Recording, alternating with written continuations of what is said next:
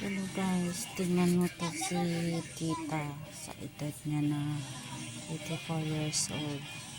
Gumagawa siya ng ibon sa pamagitan ng dahon ng nyug. Ano guys, galing ni tita. Tapos yung isa, yung apo niya, hawak-hawak na yung gawa ng ibon na gawa sa dahon ng nyug. Ayan guys. Kenji, itaas mo yung ibon. Yung ibon. Yung ibon na ano. Ayan na.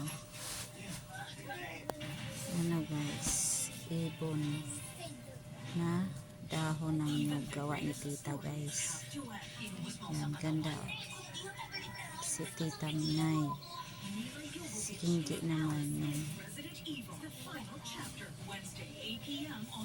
anak anak ni tita. Guys, ang galing po niya, no? Sa edad na 83 years old guys. Ayun guys, talented talaga yung tita. Magawa siya.